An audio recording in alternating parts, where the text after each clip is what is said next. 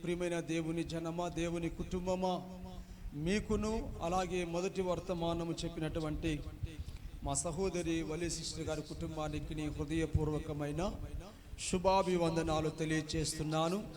అందరికీ వందనాలు. ప్రభు యొక్క అత్యున్నతమైనటువంటి కృప మీకు తోడయుండును గాక.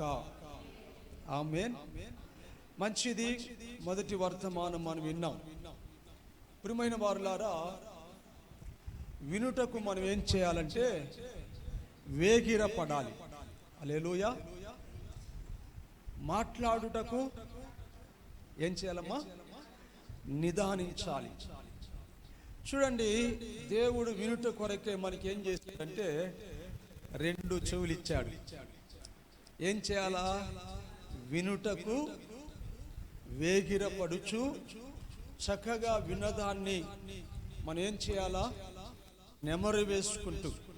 మనకు తెలుసు, గేదెలు, ఆవులు, ఎద్దులు ఉంటాయి కదా, ఇవి పచ్చిక బయళ్ళల్లో వాటిని తన యజమానుడు తీసుకువెళ్ళినప్పుడు అవేం చేస్తాయంటే ఆతృతతో తింటాయి.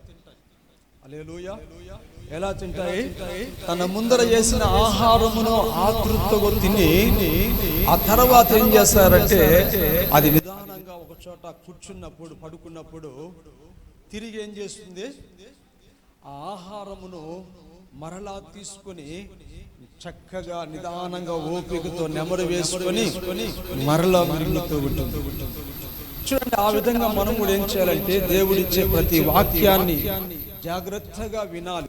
అందుకే వినుటకు ఏం చేయమన్నాడు? దేవుడు వేగిరపడమన్నాడు. అయితే మాట్లాడుట కొరకు ఏం చేయమంటున్నాడు? ఆయన నిదానించమంటూ ఉన్నాడు. చూడండి, ఒక మనిషికి 2 చెవులు ఇచ్చినట్లుగా 2 నోర్లు ఇచ్చినట్లయితే ఎలా ఉంటుందో మీరు ఒకసారి ఆలోచించండి. ఒక్క నోటితో మాట్లాడితేనే ఏమైపోతున్నాయి? బగ్గుమని రగులుకొని అనేక కుటుంబాల్లో అసమాధానము ఏలుబడి అవుతూ ఉన్నది. కొన్ని సంఘాలలో ఐక్యత లోపిస్తూ ఉన్నది. అయితే ప్రియమైన వారులారా, నాలుక చిన్నదే ఏం చేస్తుందంట? కాల చక్రాన్ని చిచ్చుబెట్టి కాల్చివేస్తుంది. నిప్పు కొంచెమే కదా, ఎంత అడివైన ఏం చేస్తుంది? ఒక్క నిప్పు ఏం చేస్తుంది? కాల్చివేస్తుంది. అదేవిధంగా నావకు చిన్న స్టీరింగ్ ఉంటుంది. అంత పెద్ద స్టీరింగ్ ఆ యొక్క దీన్ని ఏం చేస్తుందంటే ఆ చిన్న చక్రం ఏం చేస్తుంది? ఎట్లా నడిపించాలో ఆ రీతిగా ముందుకు తీసుకువెళ్తూ ఉంటుంది. దేవునికి మహిమ కలుగును గాక. అయితే మనం ఏం చేయాలంటే జాగ్రత్తగా వినుటకు వేగిరపడదాము. మాట్లాడుట కొరకు మనం ఏం చేయాలా? నిదానిద్దాం. అంటే మనం ఏదైతే మాట్లాడాలో దాన్నే మాట్లాడాలి. దానికి మించి మాట్లాడితే అది ఎక్కడి నుంచి పుడుతుందంటే దుష్టుని నుంచి పుట్టే ప్రమాదం ఉంది. దుష్టుడే మంచోడు కాదు. చిన్న చిన్న మాటలతోనే ఎన్నో కుటుంబాలను ఏం చేశాడు? వాడు నాశనం చేస్తూ ఉన్నాడు. అయితే దేవుని వాక్యములో మనం చూద్దాము. దేవునికి మహిమ కలుగును గాక. రోజు మన అంశం ఏంటంటే ఆవశ్యకము. హల్లెలూయా. అంశం ఏంటి? ఆవశ్యకము. ప్రియమైన వారులారా, ఆవశ్యకము అంటే అవసరమైనవి, తప్పనిసరి అయినటువంటివి, అత్యంత ముఖ్యమైనవి, ఇంపార్టెంట్ అయినటువంటివని అక్కడ మనం ఏం చేయొచ్చు? ఈ యొక్క మాటకు మనం మీనింగ్ చూడొచ్చు. ఏదైనా పని జరిగించడానికి, ఏదైనా ఒక నిర్ణయము తీసుకోవడానికి, ఆధ్యాత్మికమైన విషయాల్లో, దైవభక్తి కలిగి ఉండే విషయంలో, దేవుడు చెప్పింది చేసే విషయంలో, అలాగే పెద్దలు ఏదైనా మనకు ఒక మాట ఇచ్చినప్పుడు లేకుంటే చెప్పినప్పుడు ఆవశ్యకముగా దాన్ని ఏం చేయాలి? మనము చేయుట కొరకు మనం ఏం చేయాలంటే సిద్ధపడాలి. హల్లెలూయా. కాబట్టి వీటికి పర్యాయ పదాలు మనం చూస్తే అవసరమని, తప్పనిసరి అని, ఇంకా మనం గమనిస్తే అవి ముఖ్యమని చెప్పి కూడా మనం చూడొచ్చు. హల్లెలూయా. అదే విధముగా జీవితములో జ్ఞానమైనటువంటి నిర్ణయాలు, సరైనటువంటి నిర్ణయాలు తీసుకున్నట్టుకు కూడా ఏం చేయాలా? ఆవశ్యకంగా మనము చేసేవి చేయాలి. ఆరోగ్యపరమైనటువంటి వాటిలో ఏ మంచి ఆహారము తీసుకోవాలో వాటిని తీసుకునే విషయం ఏం చేయాలా, ఆవశ్యకం కలిగి ఉండాలి. అదేవిధంగా మన ముందున్నటువంటి పరుగు పందెంలో ఇంకా చెప్పాలంటే మీరు చదువుతున్నటువంటి చదువుల్లో ఎగ్జామ్స్ విషయంలో కష్టపడి మెలకువగలిగి చదివి పాస్ అయ్యే విషయంలో మీరు శ్రద్ధ చూపించే విషయంలో ఏం చేయాలా, అవశ్యత కలిగి ఉండాలి. ఎక్కడైతే ఇటువంటి అవశ్యత మనం కనపరచకపోతామో అక్కడ కొన్ని ఫెయిల్యూర్స్ మనకు రావడానికి అవకాశం ఉంటుంది. అయితే దేవుని వాక్యములో మనం కొన్ని ఏటి విషయంలో ఆవశ్యకంగా మరి చేయాలో అనే దాన్ని బట్టి మనం ఇప్పుడు నేర్చుకుందాం. మొదటి సమూయేలు గ్రంథము, ప్రియమైన సంఘమా, మొదటి సమూయేలు గ్రంథము 12వ అధ్యాయములో మరి మనం చదువుకుందాం. 22వ వచనం నుంచి మనం చదువుదాం 23 దాకా. యెహోవా మిమ్మును తనకు జనముగా చేసుకొనుటకు ఇష్టము కలిగి ఉన్నాడు. తన ఘనమైన నామము నిమిత్తము తన జనులను ఆయన విడనాడడు. నా మట్టుకు నేను మీ నిమిత్తము ప్రార్థన చేయుట మానుట వలన యెహోవాకు విరోధముగా పాపము చేసిన వాడనగుదును. అది నాకు దూరమవును గాక. కానీ శ్రేష్టమైన చక్కని మార్గమును మీకు బోధింతును. ఆయన మీ కొరకు ఎన్ని గొప్ప కార్యాలు చేసెనో అది మీరు తలంచుకొని మీరు యెహోవాయందు భయభక్తులు కలిగి నిష్కపటులై పూర్ణ హృదయముతో ఆయనను సేవించుట ఆవశ్యకము. హల్లెలూయా. చివరి మాటలో మనం చూస్తే మీరేం చేయాలంటే దేవుని యందు భయభక్తులు కలిగి ఆయనను సేవించుట యందు ఎలా ఉండాలంటే నిష్కపటులై, హల్లెలూయా, పూర్ణ హృదయముతో ఆయన ఏం చేయాలంట, సేవించుట ఆవశ్యకము అంటూ ఉన్నాడు. చూడండి, మనము ఎవరినైతే సేవిస్తూ ఉన్నామో, ఎవరి ఎడలైతే భయభక్తులు కలిగి పూర్ణ మనస్సుతో పూర్ణ హృదయముతో ఆయనను మహిమ చేస్తూ ఉన్నామో ఆయన మనలను విడనాడే దేవుడు కాదు. హల్లెలూయా. ఈ లోకములో తల్లి విడవచ్చు, తండ్రి విడవచ్చు, సహోదరులు విడవచ్చు, అట్ ది సేమ్ టైం ఎవరైనా మనల్ని విడిచిపెట్టచ్చు. అయితే ఎవని ఎడల మన భయభక్తులు కలిగి ఉన్నామో, ఎవరిని పూర్ణ హృదయముతో నిష్కపటమైన హృదయముతో సేవిస్తూ ఉన్నామో ఆయన విడవడు కనుక ఆయన ఈ రీతిగా సేవించుట ఆవశ్యకము అంటూ ఉన్నాడు. హల్లెలూయా. అందుకే ఆ లేఖనాలు 22వ వచనములో మనం చూస్తే యెహోవా మిమ్మును జనముగా చేసుకొనుటకు ఏం కలిగి ఉన్నాడంట, ఆయన ఇష్టము కలిగి ఉన్నాడు. హల్లెలూయా. నీకు తెలియదు దేవుడు నీ మీద ఉంచినటువంటి ప్రేమ, నీకు తెలియదు దేవుడు నీ పక్షముగా సంకల్పించినటువంటి సంకల్పము, దేవుడు నీ జీవితంలో ఉద్దేశించినటువంటి ఉద్దేశాలు నీకు తెలియకపోవచ్చు. అయితే నీవు ఎప్పుడైతే ఆవశ్యకముగా దేవుని యొక్క నిర్ణయాలలో, దేవుణ్ణి సేవించే విషయములో, దేవుణ్ణి అడిగి పొందుకునే విషయంలో నీవు జాగ్రత్త కలిగి ప్రార్థన అనుభవంతో నీవు ముందుకు వెళ్తావో ఇవన్నీ కూడా దేవుడు నీకేం చేస్తా తెలుసా, ఉన్నతముగా తెలియచేస్తాడు. అబ్రహాముతో ఒక మాట అన్నాడు, నేను చేయబోనది అబ్రహామునకు దాచెదనా. ఏమన్నాడమ్మా, అబ్రహామునకు నేను దాచెదనా అంటే ఏంటి, నేను ఏది చేయబోతున్నా నా కుమారునికి నేనేం చేయను, దాన్ని మరుగు చేయను, దాన్ని అతనికి తెలియచేస్తానంటున్నాడు. ఎందుకు అబ్రహాముకు ఆ విధంగా తెలియచేయాలా, ఎందుకు? హల్లెలూయా. తనకు జనముగా చేసుకున్నట్టుకు అబ్రహాము ఏం చేసినాడు, దేవుడు ఇష్టము కలిగి ఉన్నాడు. కనుకనే అబ్రహామును పిలవంగానే అబ్రహాం ఏం చేశాడు?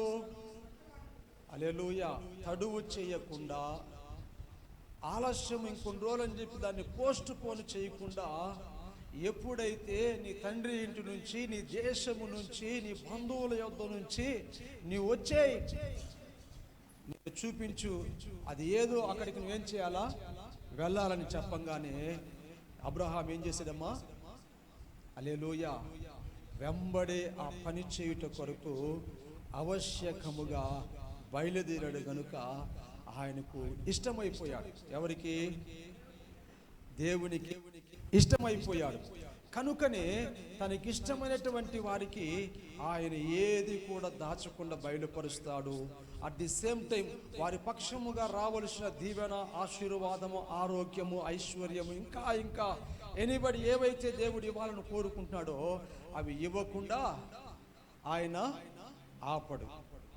అందుకే వాక్యంలో చూస్తే ఏమని రాయబడిందంటే, యెహోవా మిమ్మును తనకు జనముగా చేసుకున్నట్టుకు ఇష్టము కలిగి ఉన్నాడు. అట్ ది సేమ్ టైం చూస్తే తన ఘనమైన నామము నిమిత్తము తన జనులను ఆయన విడనాడడు. ఎవరంట? మనం ఎవరంటమా?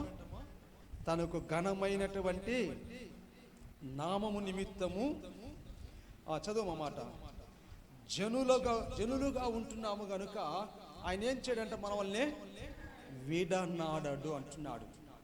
సో ఆయన విడనాడినటువంటి ప్రజల కొరకు ఇక్కడ ఏం చేశాడంటే ఒక సేవకుని దేవుడు పెట్టి ఉన్నాడు. ఆ దినాలలో మన స్తోత్రం సమూయేలు వరకు మనం చూస్తే న్యాయాధిపతులు వస్తూ ఉన్నారు. హల్లెలూయా. చివరి న్యాయాధిపతి ఎవరు? సమూయేలే. చివరి న్యాయాధిపతి సమూయేలే. న్యాయాధిపతిగా, ప్రవక్తగా, ఇంకా ఏం చేస్తున్నాడు? అనేక మందికి బోధించుట కొరకు ఉపదేశకుడుగా ఎవరున్నారు ఇక్కడ అంటే సమూయేలు ఉన్నాడు.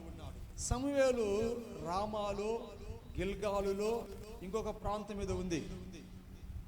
ఈ 3 ప్రాంతాల్లో ఆయన ఏం చేస్తున్నాడంటే పరిచర్య చేస్తూ ఉన్నాడు. అటువంటి దినముల్లో ప్రజలు ఏం చేశారు? మాకు రాజు కావాలన్నప్పుడు ఈ సమూయేలే దేవుని దగ్గర వెళ్ళి విచారణ చేసినప్పుడు న్యాయాధిపతిగాను, న్యాయకుడుగాను ఉండుట కొరకు నిన్ను కాదయ్యా, నన్నే ఏం చేశారు ఈ ప్రజలు? విసర్జించి ఉన్నారు. సో వారు అనుకున్నట్లుగా వాళ్ళకి రాజుని ఇద్దామని చెప్పి దేవుడు ఏం చేస్తున్నాడు? ఇస్తూ ఉన్నాడు. అయితే ఆ జనము కొరకు నేను ప్రార్థన చేస్తున్నాను. ఎవరంటున్నారు ఈ మాటలో? సమూయేలు అంటూ ఉన్నాడు. చూడండి, 23వ వచనంలో చూస్తే, నా మట్టుకు నేను మీ కొరకు ప్రార్థన చేయుట మానుట వలన యెహోవా విరోధముగా పాపము చేసిన వాడు నగుదును, అది నాకు దూరమవును గాక. ఆమేన్. అంటే ఏం చేస్తున్నాడు? ఇప్పుడు నేను మీకు ఒక సేవకునిగా ఉన్నాను, ఇంకొక సంఘానికి ఇంకొక సేవకులు ఉంటారు. ఆ రీతిగా చూస్తే ప్రపంచ దేశాలు ఎన్నో సార్వత్రిక సంఘాలకు సేవకులను దేవుడిచ్చి ఉన్నాడు. తన ప్రజల కొరకు ఆ సేవకుడు ఏం చేయాలా? ఏం చేయాలమ్మా? ప్రార్థన చేయాలి. వారు ఏదైనా అవసరంలో ఉన్నట్లయితే వారిని వెళ్ళి ఏం చేయాలా? పరామర్శించాలా. వారి అవసరాలు తీర్చే విషయంలో కూడా సంఘం ఏం చేయాలా? సహకారంగా ఉండాలి. ప్రార్థన అవసరత ఉంది. ఇదే కాకుండా సంఘములో ఉన్న ప్రజలందరి కొరకు ఒక సేవకుడుగా ప్రార్థన చేస్తూ ఉన్నాడు సమూయేలు. నా మట్టుకు నేనేం చేస్తూ ఉన్నాను? ప్రార్థన చేస్తూ ఉన్నాను. అనేక మంది హాస్టల్లో ఉండి వస్తూ ఉన్నారు చదువుతూ. అనేక మంది జాబులు చేస్తూ హాస్టల్లో ఉంటూ తమ కుటుంబాన్ని, తమ ప్రాంతాన్ని అబ్రహాం అయితే ఎలాగైతే విడిచి వచ్చి ఈ పట్టణంలో ఉంటూ నజరేతులోకి వచ్చి ఆరాధన చేస్తున్నారు. దేవుని బిడ్డలు మిమ్మల్ని అందరి కొరకు ఎవ్రీ డే ప్రార్థనలో జ్ఞాపకం చేసుకుంటూ ఉన్నాం. సో ఇక్కడ ప్రార్థన చేయకపోతే యెహోవా ఏం చేస్తున్నాడు? అక్కడ యెహోవాకు విరోధముగా పాపము చేసిన వాడు నగుదును, అది నాకు దూరమవును గాక అంటూ ఆ శ్రేష్టమైన చక్కని మార్గం మీకేం చేస్తున్నాను? బోధిస్తూ ఉన్నానన్నాడు. హల్లెలూయా. అందుకే మన సంఘములో ఉన్న అనేక మందిని బోధకులుగా దేవుడు లేపుతూ ఉన్నాడు. రోజువల్లి సిస్టర్ గారు విలాప వాక్యములో మరి పరమగీతములో తీసుకున్నారు, చక్కగా చెప్పారు. ఎన్ని విషయాలు చెప్పారు? 4 విషయాలు. ఇప్పుడు నేను ఎవరిని అడిగితే వాళ్ళు 4 విషయాలు చెప్తారా?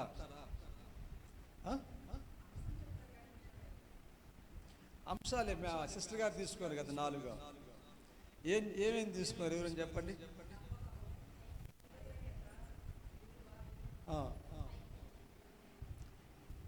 ఒక్కరు చెప్పండి ఎవరైనా. విలువైనది ఒకటి. రెండవది నమ్మకము, ఐక్యత కలిగి ఉండుట, బలమైనటువంటి జయ జీవితాలు, ఇలా మనం కలిగి ఉండాలి. ఎందుకు మనం ఇలా కలిగి ఉండాలంటే మన దేవుడు బలవంతుడు కనుక. ఆమేన్. ఆయన మనకు శక్తి ఇచ్చే విషయంలో, మనకు కృప చూపించే విషయంలో ఆయన ఎక్కడ కూడా ఏం చేయలేదు, వెనక తీయలేదు ఆయన. కాబట్టి మనం కూడా బలమైన జనముగా ఉండాలి. అప్పుడే శ్రేష్టమైన మార్గము ఈ లేఖనముల ద్వారా, ఈ బోధ ద్వారా, బోధకుల ద్వారా దేవుడు ఏం చేస్తున్నాడో మన యొద్దకు తీసుకొని వస్తూ ఉన్నాడు. ఆమేన్. అందుకే ఆడ వాక్యములు చూసి 24లో మంచి మాట చెప్తున్నాడు. ఆయన మీ కొరకు ఎన్ని కార్యములు చేసెనో అది మీరు తలంచుకొని, మీరు యెహోవా యందు భయభక్తులు కలిగి నిష్కపటులై పూర్ణ హృదయముతో ఆయనను సేవించుట ఆవశ్యకము. హల్లెలూయా. ఈ విధంగా ఉండుట ఆవశ్యకముగా మనం ఏం చేయాలంట? చెయ్యాలి. రెండవదిగా మనం చూస్తే లోబడి ఉండుట ఆవశ్యకం. ఏం మేడం? ఏం చేయాలా? సిస్టర్ గారు ఐక్యతను తీసుకొచ్చారు. లోబడకపోతే ఐక్యతలో మనం ఏం చేయలేము, కొనసాగలేము కదా. సహవాసములు మనము ఎదగలేము. అయితే మనం ఏం చేయాలంటే మరి స్తోత్రం, లోబడి ఉండుట ఆవశ్యకము. రోమాపత్రిక 13వ అధ్యాయము 5వ వచనములో మనం చూస్తే, కాబట్టి ఆగ్రహ భయమును బట్టి మాత్రము కాక మనస్సాక్షిని బట్టి లోబడి ఉండుట ఆవశ్యకము.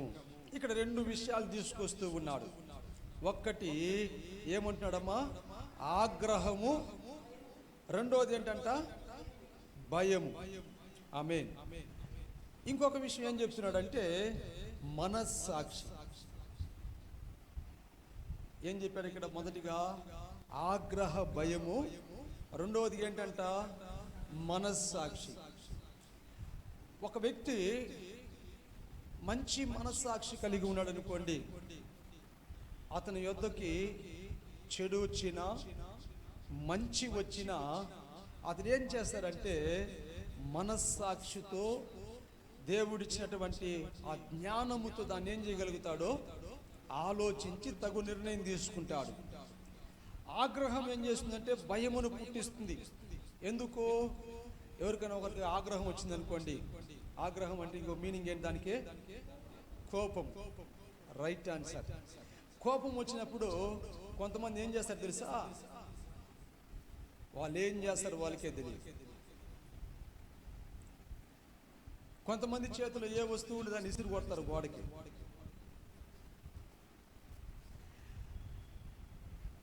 కొంతమంది ఏం చేస్తారంటే వాళ్ళు ఏం చేయలేకుండా తలెత్తి గోడ కొట్టుకుంటూ ఉంటారు కొంతమంది కోపంతో. కొంతమంది గోడలు గుద్దుతూ ఉంటారు. ఆ ఇంట్లో ఉన్నటువంటి సెల్ఫ్లు, షోకేసులు వాటిని ఏం చేస్తూ ఉంటారు? ఆగ్రహంతో పగలగొడుతూ ఉంటారు. కొంతమంది పిల్లలు అయితే పుస్తకాలు కూడా దింపేస్తూ ఉంటారు. కొంతమంది ఆగ్రహంతో ఏం చేస్తారంటే తినేటప్పుడు ఏదైనా మాట్లాడారు అనుకోండి, ఎమ్మడి ఏం చేస్తారో తింటున్నటువంటి ఆ పళ్ళ్యాన్ని ఇసిరి కొడతారు. తర్వాత చేసిన పనికి భయపడుతూ ఉంటారు, ఏమంటారేమని చెప్పి. అంటే ఆగ్రహం, కోపం వల్ల ఏం కలుగుతుందంటే నానా అనార్థాలు, భయాలు అన్నీ కూడా వస్తూ ఉంటాయి. అయితే మనస్సాక్షి కలిగి మనం లోబడినప్పుడు మనకేం కలుగుతుంది? దేవుని కృప సమృద్ధిగా దొరుకుతుంది. మనం ఎక్కడ అల్లరిపాలు కాము. ఏ విషయంలో మనల్ని ఏలెత్తి చూపించడానికి ఎవరు ఉండరు. కాబట్టి ఏం చేయాలంటే మనస్సాక్షిని బట్టి మనం ఏం చేయాలంట? లోబడి ఉండుట ఆవశ్యకము. ఆమేన్. మరి ఈరోజు లోబడుతున్నారా? నిర్మలమైనటువంటి మనస్సాక్షి కలిగి ఉంటున్నామా? లేకపోతే ఆగ్రహముతో ఊగిపోతున్నామా? తద్వారా భయము, లేకపోతే వేరొకటి మన జీవితంలో మనకు నష్టాలు కలుగుతున్నాయా? ఒక్కసారి మనం ప్రశ్నించుకోవాలి. మనం యెహోవాను గడగడ వణుకుతో పూర్ణ హృదయంతో సేవించే విషయంలో ఆవశ్యకత కలిగి ఉన్నామా? లేకపోతే నిర్లక్ష్యముగా ఉంటూ మరి స్తోత్రం ఆయన సన్నిధికి వస్తున్నామా? మనం ఏం చేయాలా? సిస్టర్స్ అండ్ బ్రదర్స్ ఏం చేయాలా? పరిశీలించుకోవాలి. ఇంకొక వాక్యంకి వెళ్దాం, సమయం లేదు కనుక. మనం ఏం చేయాలంటే ప్రతి విషయంలో మనం ఆ విధంగా మనం ఏం చేయాలా? పరీక్షించుకోవాలి. ఆగ్రహము, కోపము దేవుని నీతిని రాజ్యాన్నే ఏం చేయలేవు, నెరవేర్చలేవు. కాబట్టి ఏం చేయాలా? ఆయనకి లోబడుట, ఆయన నీతిని రాజ్యాన్ని వెతుకుట, అది దేవుని యొక్క ప్రతి చిత్తాన్ని మనం నెరవేర్చిన వారం అవుతాము. ఇక మూడవదిగా చూస్తే ప్రతి వారు నమ్మకమైన వారుగా ఉండుట అవశ్యం. మొదటి కొరింథీయులకు రాసిన పత్రిక 4వ అధ్యాయము మొదటి 2 వచనాలు మనం చూస్తే చదివి మేడం. ఇలాగున క్రీస్తు సేవకులమనియు దేవుని మర్మముల విషయములో గృహ నిర్వాహకులమనియు ప్రతి మనుష్యుడు మమ్మును భావించవలెను, మరియు గృహ నిర్వాహులలో ప్రతి వాడును నమ్మకమైన వాడై ఉండుట అవశ్యము. మరి చూడండి, భక్తుడైనటువంటి పౌలు కొరింథీ సంఘానికి పత్రిక రాస్తూ ఇక్కడ ఏం చెప్తున్నాడంటే, ఇలాగున క్రీస్తు సేవకులమనియు దేవుని మర్మముల విషయంలో గృహ నిర్వాహకులమనియు ప్రతి మనుష్యుడు, ఎవరు వాళ్ళు? కొరింథీ సంఘములో ఉండే ప్రతి మనుష్యులు, అదే విధముగా నేటి సార్వత్రిక సంఘాలలో మరి క్రీస్తు యేసునందు బాప్టిజం పొందుకొని క్రీస్తును ధరించుకున్న ప్రతి ఒక్కడు ఏం చేయాలంట? గుర్తించాలి ఆ విధంగా. హల్లెలూయా. అందుకని అంటున్నాడు ఏంటంటే, గృహ నిర్వాహకులని ప్రతి మనుష్యుడు మమ్మల్ని ఏం చేయాలా? భావింపవలెను అంటూ, మరియు గృహ నిర్వాహకులలో ప్రతి వాడు నమ్మకమైన వాడయుండుట అవశ్యము అంటూ ఉన్నాడు. హల్లెలూయా. ఇక్కడ మనం తీసుకుంటే గృహ నిర్వాహకుడు అనేటువంటి వ్యక్తి ఎవరంట? ఆయన సేవకుని సూచిస్తూ ఉన్నాడు. అంటే ఒక సంఘాన్ని ఏం చేస్తున్నాడు? ఇక్కడ గృహముగా ఎంచుతూ ఉన్నాడు. కనుకనే ఆత్మ పొందుకున్న తర్వాత పేతురు ఒక ప్రసంగములో ఎన్ని వేల మంది రక్షించబడ్డారు? 3,000 మంది రక్షించబడ్డారు. అవునా? వీళ్ళందరూ ఏం చేస్తూ ఉన్నారు? ఇంటింట గృహముగా కూడుకుంటూ ఉన్నారు. గృహముగా కూడుకొని ఎలా ఉంటున్నారు వాళ్ళు? సహవాసమందు, ప్రార్థనయందు, రొట్టె విరుచుటయందు ఎడతెగక కూడుకుంటూ ఉన్నారు. కనుకనే ప్రతి గృహం ఏమవుతున్నదంటే అక్కడ సంఘముగా, రొట్టె విరిచే ఇల్లుగా అవి మార్చబడుతూ ఉన్నాయి. కనుకనే సంఘం అక్కడ ఏమవుతున్నది? ప్రబలుతూ ఉన్నది. వారికి వాక్యము బోధించే వాళ్ళు ఈ గృహ నిర్వాహకులని చెప్పి వారందరూ ఏం చేస్తూ ఉన్నారో గుర్తిస్తూ ఉన్నారు.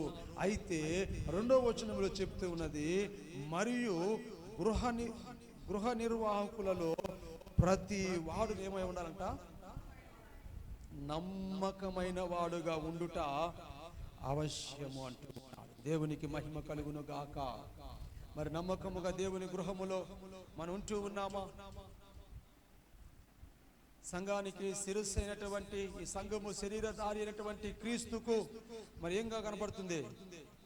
ఆలయముగా ఉంటూ ఉన్నది కనుక మరి ఈ గృహములో మనము ఆ విధముగా నమ్మకముగా ఆవశ్యకముగా దేవుణ్ణి మనము గణపరచగలుగుతున్నామా?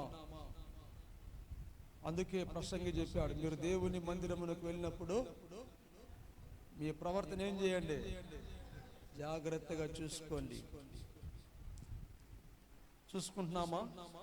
ఆ విధంగా ప్రతి మనుష్యుడు గృహ నిర్వాహక హక్కులో ప్రతి వాడు నమ్మకస్తుడై ఉంటూ ఉన్నారా? దేవుడు ఈరోజు మన యొద్దకి మాటలు తీసుకొస్తూ ఉన్నాడు. ఆ విధంగా నమ్మకముగా ఉండే విషయంలో మనం ఏం చేద్దాము, ప్రభువు పాదాలు పట్టుకుందాము. ఇంకొక వాక్యం చదువుకుందాము. ఏదియు ఆతృతపడి చేయకుండుట అవశ్యం అంటున్నాం. ఏది కూడా ఆతృతపడి చేయకుండుట అవశ్యం ఉండాలంట. అపోస్తుల కార్యము 19వ అధ్యాయము 36వ వచనములో మనం చూస్తే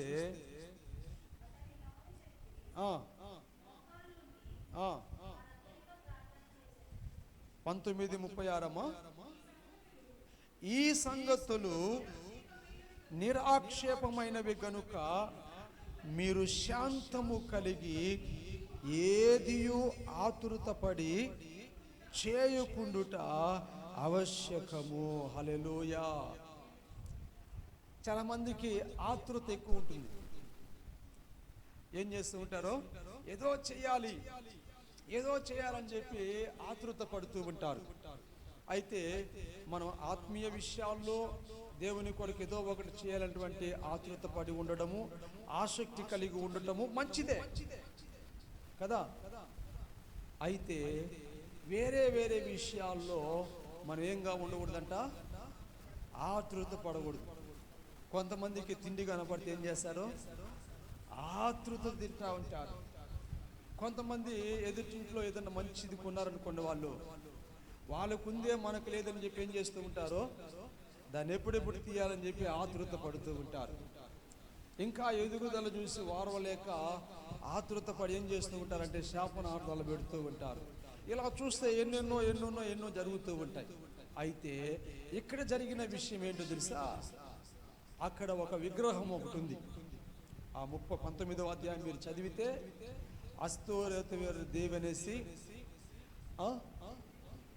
దేమోత్రి అనేటువంటి ఏం పేరు మేడం, ఇక్కడ అనేక మంది కంసల వాళ్ళు ఏం చేస్తున్నారంటే ఈ గుడులు కట్టే విషయంలో, గోపురములు కట్టే విషయంలో, విగ్రహాలు నిలిపే విషయంలో వాళ్ళు ఏం చేస్తున్నారో తమ వృత్తిని బట్టి ముందుకు తీసుకువెళ్ళిపోతూ ఉన్నారు. అక్కడ గొప్ప ఇవి జరుగుతూ ఉన్నాయి. అయితే పౌలు బర్నబా వీళ్ళు ఏం చేస్తున్నారంటే ఆ ప్రాంతమునకు వెళ్ళి దేవుని గురించి ప్రకటిస్తూ ఉన్నప్పుడు వాటిని విడిచిపెట్టి వీళ్ళందరూ ఏం చేస్తూ ఉన్నారో ప్రభు వైపునకు తిరుగుతూ ఉన్నారు. ఎప్పుడైతే ఈ రీతిగా వారు తిరగడం చేత వారికి కలిగినటువంటి నష్టం ఏంటో తెలుసా, ఎవరు వీటిని చేయించుకున్నటకో ముందుకు రాలా, ఎవరు ఇటువంటి ప్రతిమలు ప్రతిష్ఠించుట కొరకు వాటి కొరకు ధనము వెచ్చించడములా, తద్వారా ఏమైపోతూ ఉంది నవీన్ మేడం, ఏమైంది అక్కడ, వారి యొక్క జీవనోపాధికి కష్టమైపోయింది. కనుక దీనికి కారణం ఎవరంటే పౌలు అని చెప్పి ఏం చేస్తూ ఉన్నారో ఆయన తీసుకువెళ్తూ ఉన్నారు. అక్కడ చాలా గొడవ జరుగుతూ ఉంది. అందరూ ఏం చేస్తున్నారంట, విలువగా దొమ్మిగా లేస్తూ ఉన్నారు అక్కడ.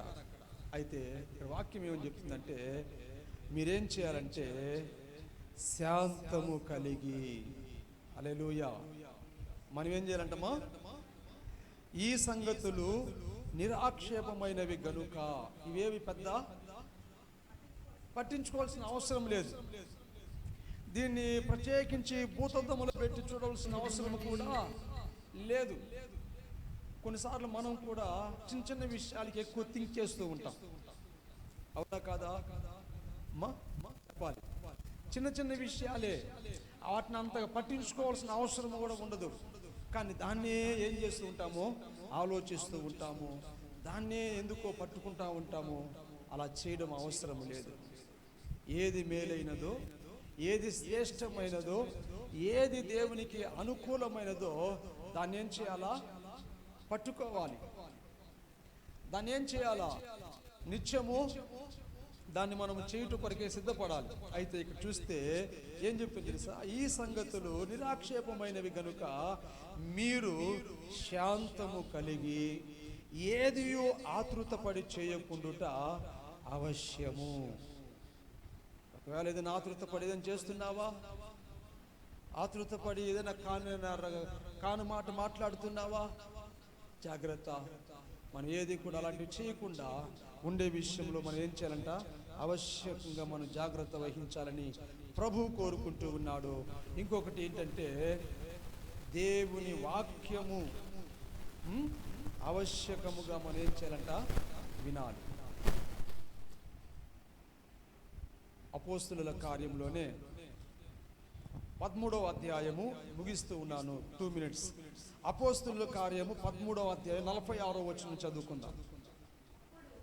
అప్పుడు పౌలును బర్నబాయి ధైర్యముగా ఇట్లనిరి, దేవుని వాక్యము మొదట మీకు చెప్పుట అవశ్యమే, అయినను మీరు దానిని త్రోసివేసి మిమ్ముని మీరే నిత్య జీవమునకు అపాత్రులుగా ఎంచుకొనుచున్నారు గనుక ఇదిగో మేము అన్యజనుల యొద్దకు వెళ్ళుచున్నాము. హల్లెలూయా. ఎవరు చెప్తున్నారు ఈ మాటలు? పౌలును బర్నబా ఇద్దరు కలిసి అక్కడ ఉన్నారు. వీళ్ళు ఏం చేస్తూ ఉన్నారంటే, అక్కడ కొన్ని గలిబిలి లేవు, అనేక రకాలైనటువంటి ఆటంకాలు ఉన్నప్పటికీ వారు ఏం చేస్తున్నారంట? ధైర్యముగా నిలబడుతున్నారు, ధైర్యముగా ఇట్లంటూ ఉన్నారు. ఏమని చెప్తున్నారంటే, దేవుని వాక్యము మొదట మీకు చెప్పుట అవశ్యకమే. అంటే ఎవరు వీళ్ళు? యెరూషలేములో ఉన్నటువంటి యూదులు కావచ్చు, హల్లెలూయా, దేవుని ప్రజలు కావచ్చు. అందుకే యేసు ప్రభు కూడా ఒక కానాను స్త్రీ వచ్చి, ప్రభువా నా కుమార్తెకు దెయ్యము పట్టుకొని ఉంది, విడిపించయ్యా, పరిస్థితి చాలా బాధాకరంగా ఉందయ్యా, చూడలేకపోతున్నానయ్యా అని చెప్పి ప్రభు వెనకాల ఏం చేస్తుంది? కేకలు పెడుతూ వస్తూ ఉంది. అప్పుడు యేసు ప్రభు వారు ఏం చేస్తూ ఉన్నాడు? ఏ మాత్రము చెవులో కూడా వేసుకోకుండా సైలెంట్గా ఆయన పోతూ ఉన్నారు. ఈ మాటలు విన్నటువంటి శిష్యులలో ఒక వ్యక్తి వచ్చి, ప్రభువా ఆ స్త్రీ ఈ విధంగా అరుస్తూ కేకలు పెడుతూ అర్జిస్తూ వస్తూ ఉంది కదయ్యా, ఆమెకి ఏదైనా న్యాయము తీర్చొచ్చు కదా అని చెప్పి అడుగుతూ ఉన్నారు. అప్పుడు యేసు ప్రభు నోరు తెరిచి ఏం చెప్పాడు?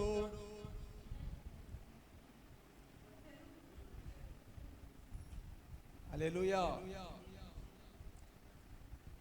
చెప్పండమ్మా.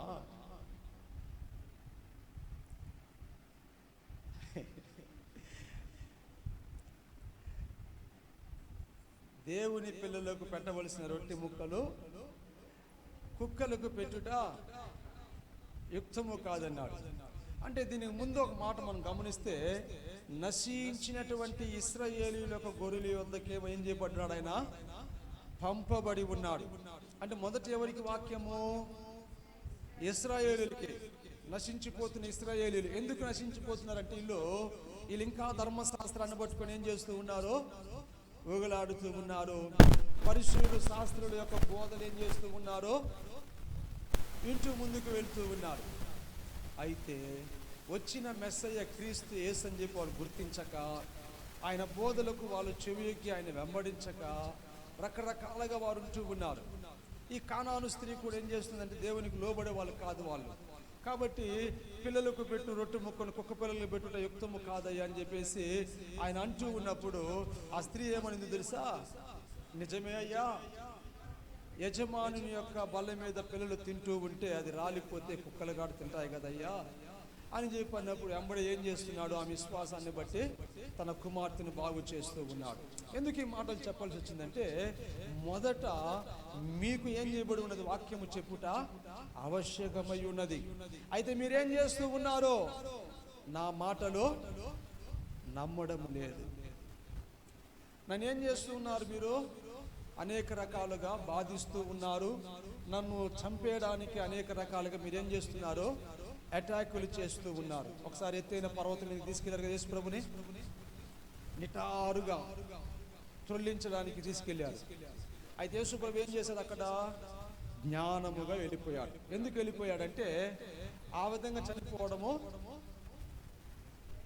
లేఖనం నెరవేర్చదు. ఆయన సమయం ఇంకా రాలేదు కనుక, ఆయన కాలం సమీపించలేదు కనుక ఆయన తిరిగి వెళ్ళిపోతూ ఉన్నాడు. అదేవిధంగా ఆయన్ని దూషిస్తూ అనేక రకంగా చేసినప్పుడు ఆయన కేకలు కూడా ఎక్కడ కూడా ఏం చేయలేదంట, వినపడలేదు. సంతలో కానీ సమాజంలో ఇంకా ఎక్కడైనా కానీ. ఎందుకంటే ఆయన మాట్లాడాల్సింది దేవుడు ఏదైతే చెప్తున్నాడో అదే మాట్లాడాలి. అదే ట్రూ, అది సత్యం. అవునా కాదా? కనుక ఇశ్రాయేలు యొద్దకు, మీ యొద్దకే మొదటిగా వాక్యం వచ్చింది కానీ, అవశ్యంగా వచ్చింది కానీ, మీరేం చేస్తూ ఉన్నారో దానిని త్రోసివేశారు. కాబట్టి పందుల ఎదుట ఏం చేయకూడదు, ముత్యములో పడవేయకూడదు. ఎందుకు? అవి త్రొక్కివేస్తాయి. అవునా కాదా? కనుక మీరేం చేశారు, వాక్యాన్ని త్రోసివేశారు. వాక్యం ఎవరు ఇక్కడ? ప్రభు అయిన యేసు క్రీస్తుగా దేవుడు, ఆయన్నే త్రోసివేస్తున్నారు. కనుక ఇదిగో మేము ఎక్కడికి వెళ్తున్నాం ఇప్పుడు? అన్యజనుల యొద్దకు వెళ్ళుచున్నాము. ఎవరు అనుజనులు? ఎవరయ్యా? ఎవరమ్మా అనుజనులు? మనమే. కాబట్టి వాక్యం మన యొద్దకు వచ్చింది. ఇప్పుడు మనం ఏం చేసాము? త్రోసి వేయకుండా ఆ వాక్యాన్ని ఏం చేసాం? మనము తీసుకుని హృదయంలో పెట్టుకున్నాం. హల్లెలూయా. కనుక ఇప్పుడు మనకు రక్షణ వచ్చింది, దేవుణ్ణి మనం మహిమ చేయగలుగుతూ ఉన్నాం. అందుకే ఆ 13వ అధ్యాయంలో 48లో చూస్తే, అన్యజనులు ఆ మాట విని సంతోషించి దేవుని వాక్యమును మహిమ పరిచిరే. చప్పట్లు కొట్టి దేవుని స్తుతిద్దాం. మహిమ పరిచిరి. మరియు నిత్య జీవమునకు నిర్ణయింపబడిన వారందరూ విశ్వసించిరి. 49లో ప్రభు వాక్యము ఆ ప్రదేశమందంతటా ఏమైందంట? వ్యాపించింది. ఎన్ని విషయాలు చెప్పాను మీకు? ఆవశ్యకంగా గురించి 5 విషయాలు చెప్పాను. 5 విషయాలు. మొదటిగా ఏం చెప్పాను? దేవుణ్ణి సేవించే విషయంలో ఆవశ్యకం కలిగి ఉండాలి. సెకండ్ వన్, లోబడి ఉండే విషయంలో ఆవశ్యకంగా మనం లోబడాలి. మూడవది ఏంటంటే, ప్రతి వాడు నమ్మకమైన వారుగా ఉండుటకు ఆవశ్యకంగా మనం ఉండాలి. 4వ విషయం ఏం చెప్పాను? ఏదియో ఆతృత పడి ఉండకున్నట్లుగా ఆవశ్యకంగా మనం ఉండాలి. 5వ విషయం ఏంటంటే, దేవుని వాక్యము ఆవశ్యకముతో మనం ఏం చేయాలా? విని అంగీకరించి ముందుకు వెళ్ళాలి. ఇక 6వది మనం చూస్తే, సువార్త ప్రకటించుట ఆవశ్యకము. అదేవిధంగా ఆ దుర్మార్గ క్రియలను మానివేయుట ఆవశ్యకము. ఇంకా చివరిగా మనం చూస్తే, బీదలకు ఆవశ్యకముగా నీ చెయ్యం చేయాలంట, చాపాలంట. బీదలు ఉంటారు కదా, ఆహారం లేక, వస్త్రం లేక, ఇలా అంటుంటారు కదా. ద్వితీయోపదేశ కాండములో 15వ అధ్యాయం 11వ వచనంలో మనం చూస్తే, అక్కడ చక్కగా ఈ మాట గ్రంథస్థం చేయబడుతుంది.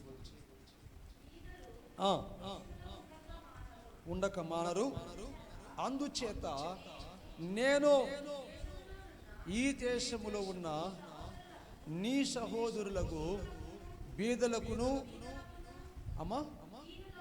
బీదలకును దీనులకును ఆవశ్యకముగా ఆమేన్ ఏం చేయాలంట? నీ చెయ్యి చాపవలనని ఏం చేస్తున్నాడు? వాళ్ళతో చెబుతూ ఉన్నాడు. కాబట్టి ఏం చేయాలంటమ్మా? బీదలు ఎవరైనా మనకు కనపడితే, సపోజ్ ఒక బిచ్చాటన చేసేవాళ్ళు నువ్వు ఎక్కడైనా ప్రాంతం నిలుచుకున్నావు, ఒక్కొక్కరిని దాక్కుని నీ వద్దకే వస్తూ ఉన్నారనుకోండి, నువ్వేం చేయాలా? అక్కడ నుంచి సైలెంట్గా వెళ్ళిపోకూడదు.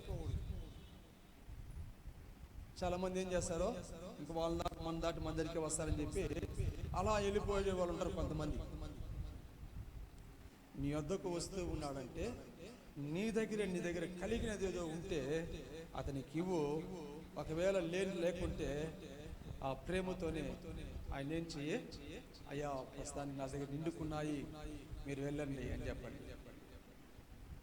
కొంతమంది కనీసం ₹1 జోబులలో, ఫోన్పేలు అయితే ఉంటాయి. ఏమ్మా, వాళ్ళ దగ్గర ఫోన్ పే ఉండదు. అప్పుడేం చేయాలి? పక్కన ఏదైనా షాప్ ఉంటే ఒక బిస్కెట్ ప్యాకెట్ ఏదో ఒకటి ఫోన్ పేలు తీసి వాళ్ళకి ఇవ్వండి. హల్లెలూయా, దీవించబడతారు. ఆ విధంగా చేయటకు ఆవశ్యకంగా మీరు చేయండి. జాయిష్ మేడం గారు అనేక రకాలుగా సహకరిస్తూ ఉంటారు పేదలకి. నేను చూచాను. లాస్ట్ వీక్ కూడా అక్కడ మనకు 20 ఫ్యామిలీస్ ఉన్నాయి ఎక్కడ తిరుమణ్యంలో. వాళ్ళు అయ్యా ప్రేయర్ ఆయిల్ తేలేదేమయ్యా అని చెప్పి అడిగారు. మాకు prayer oil sponsor madam. Madam ఈ విధంగా ప్రేయర్ ఆయిల్ తీసుకొని వెళ్ళాలి, వాళ్ళకి ఇవ్వాలంటే మీరు ఎన్ని తీసుకెళ్తారు తీసుకెళ్ళండి ఫాస్ట్గా, నేను ఫోన్ పే చేస్తాను చెప్పేసి చేశారు. తమ్ముడు నేను నవీన్ వెళ్ళాము, 20 తీసుకెళ్ళాము, అందరికి ఇచ్చాము ప్రార్థన చేసి.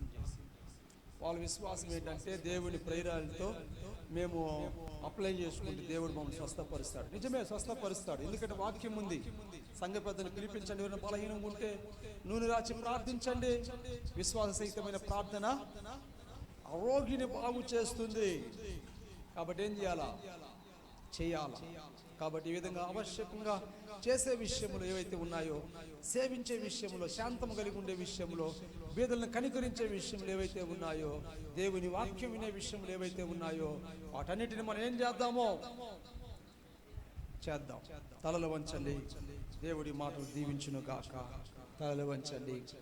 చివరిగా మనం ప్రార్థన చేసుకుంటాం. మహాపరిశుద్ధుడా నీకు వందనాలు. ఒక్కసారి ప్రియమైన సంగమా, మీరందరూ కూడా ప్రార్థించక ముందుగా ఏ ఏ విషయములో మనము ఆవశ్యకము చూపుతున్నాము, ఏ విషయములో మనము చూపలేక ఉన్నామో ఒక్కసారి మనం ఏం చేయండి? పరిశీలించుకోండి. ప్రభువా, ఎక్కడ నేను నాయన ఇటువంటి ఆవశ్యకంగా చేసే పనులలో నిర్లక్ష్యముగా ఉంటూ ఉన్నాను, నిరుత్సాహాల మధ్య నలిగిపోతూ ఉన్నాను దేవా, వ్యర్థమైనటువంటి వాటి కొరకై ఆతృత పడుతూ ఉన్నాను నా తండ్రి. పేదలకు చేయి చాపలేకపోతున్నాను. నీవు నాయన చూస్తున్న దేవుడవు. అదేవిధంగా ఆవశ్యకంగా సువార్తను ప్రకటించమని కూడా హెచ్కేలు గ్రంథములో ప్రభువా స్తోత్రము నాయన 18వ అధ్యాయములో నీవు చెప్పి ఉన్నావు గనుక ఆ విధముగా ఉండుటకు నాయన కృప చూపించండి నాయనా. స్తోత్రం. దుర్మార్గ క్రియలను విడిచి ఆవశ్యకంగా మారేటటువంటి కృప మాకు దయచేయండి. ఒక్కసారి ప్రభువుని మీరేం చేయండి? అడగండి, తీర్మానం చేసుకోండి. దేవుడి మిమ్మల్ని దీవించును గాక. మహోన్నతుడమైన మా తండ్రి నీకు వందనాలు. ఇంతవరకు నాయన మొదటి వర్తమానములో ఉన్నతమైన ఉపదేశము చేత నాయన అయా మీ ప్రియులుగా మేము ఎలా ఉండాలో ప్రభు నాయన తెలియపరిచిన లేఖనాలను బట్టి స్తోత్రాలు. రెండవ వర్తమానములో ఆవశ్యకంగా మేము చేయవలసిన వాటి విషయంలో నాయన ఎలా ముందుకు నడిపించబడాలో మీరు తెలియపరిచిన ప్రతి లేఖనాలను బట్టి నిన్ను మహిమ చేస్తూ ఉన్నాము దేవా. దేవా, ఎక్కడెక్కడ మేము సరి చేసుకోవాలో, ఎక్కడెక్కడ మేము పరిశీలించుకుని నాయన అయా దిద్దుకోవాలో ప్రభు నాయన, అయా తండ్రి ముందుకు నడిపించబడాలో ఇవన్నీ కూడా ప్రభు నాయన మేము ఒక నిర్ణయానికి వచ్చి తీర్మానం చేసుకొని ఉన్నాము. అవన్నీ మాలో ఫలింపచేసి మీ నామానికి మహిమ తెచ్చుకోమని ఈ లేఖనాలు మా జీవితంలో సంపూర్ణముగా కార్యశుద్ధి కలుగ చేయుటకు నాయన ఆవశ్యకంగా నీ యొక్క చిత్తాన్ని మా జీవితంలో జరిగించి మహిమ పొందమని కోరుకుంటూ ఉన్నాను దేవా. ఈ ఆరాధనకు వచ్చిన ప్రతి బిడ్డను ప్రభు, లైవ్లో వీక్షిస్తున్న ప్రతి ఒక్కరిని నాయన పేరు పేరున మీరు దీవించండి, ఆశీర్వదించండి. యెహోవా ఆశీర్వాదము ఐశ్వర్యమునిస్తుందని, యెహోవా యందు భయభక్తులు కలిగి ఉండుట జ్ఞానమునకు నాయన మూలమని, నిన్ను ప్రేమించు వారిని ప్రభు నాయన నువ్వు ప్రేమించడమే కాకుండా బలముతో ఉదయించు సూర్యుని వలె వారిని మారుస్తూ ప్రభు నాయన మేలుకరముగా సమకూర్చి జరిగించే దేవుడుగా మా పక్షముగా మాపై మాతోడా ఉన్నందుకై నీకు మహిమ చెల్లిస్తూ ఉన్నాను దేవా. వచ్చిన ప్రతి బిడ్డని నాయన మీరు ఆశీర్వదించండి నాయన. చదువులు చదువుతున్న బిడ్డలకు వారి చదువుల్లో ప్రభు నాయన, వారి ఎగ్జామ్స్లో ప్రభు నాయన ఉన్నతమైన జయాలు దయచేయుదువుగా. గాక. ఇంటర్లో నీ బిడ్డలకు ఇచ్చిన ఫలితాలు కొరకై వందనాలు చెల్లిస్తూ ఉన్నాను. 10th రాసిన వారు కూడా నాయన అత్యధికమైన విజయాలు పొందుకొని నిన్ను మహిమ చేసే కృప దయచేయుదువు గాక. లా కాలేజీలో నాయన ఇంకా ఆయా నాయన కోర్సులు చదువుతున్నటువంటి నీ ప్రియ బిడ్డలందరినీ కూడా మీరు దీవించి ఆశీర్వదించండి.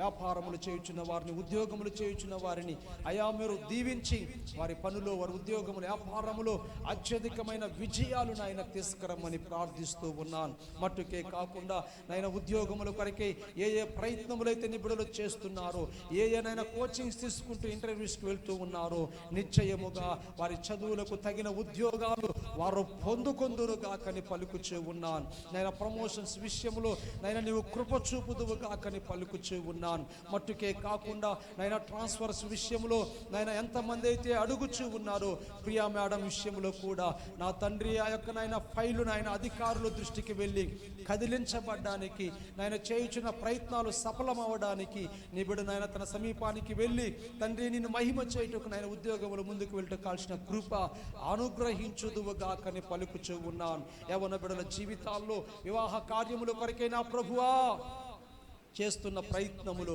నీ ఉద్దేశించిన వారిని, నీవు నిర్ణయించిన వారిని ప్రభువా వారికి జతపరిచి ఘనమైన వివాహాలు జరిగించుదువుగాక. వివాహములైన అనతి కాలములోనే గర్భఫలములు నీ బిడ్డలు పొందుకొందురుగాకని పలుకుచూ ఉన్నాను. ఆరోగ్యకరమైన దాంపత్య జీవితము నీ బిడ్డలు కలిగి నడిపించబడుదురుగాకని ప్రార్థిస్తూ ఉన్నాను. చిన్నలను, పెద్దలను, వృద్ధులను నాయన వచ్చిన ప్రతి ఒక్కరిని మీరు దీవించి నీ కృపలో బలపరచుదువుగాక. ఆమేన్. నీ ఆత్మచేత అభిషేకించుదువుగాక. ఆమేన్. కృపా క్షేమములు నీ బిడ్డలకు కలుగునుగాక. ఆమేన్. దేవా కరుణ చూపించండి నాయన. ప్రత్యేకముగా తండ్రి స్తోత్రము నాయన. ఏ కుటుంబం అయితే ఆర్థిక ఇబ్బందులతో బాధపడుచు ఉన్నదో కుటుంబానికి ఆర్థిక పరమైన సమృద్ధిని దయచేయుదువుగాక. ఏ కుటుంబము నాయన దుష్టుని చేత శోధించబడుతూ ప్రభువా అనేక రకాలుగా మానసికంగా, శారీరకంగా నాయన శోధించబడుతున్నారు, ఆ కుటుంబాలకు సంపూర్ణమైన విడుదల కలుగును గాకని ప్రార్థన చేస్తూ ఉన్నాను. దేవానికి మహిమ కలుగును గాక. ప్రత్యేకంగా నాయన గర్భఫలము లేకుండా బాధపడుతున్నటువంటి మోషన్న కుటుంబానికి గర్భఫలము దయచేయుదువు గాకని ప్రార్థిస్తూ ఉన్నాను. అమ్మో దినకర్ని మీ చేతులకు అప్పగిస్తూ ఉన్నాను.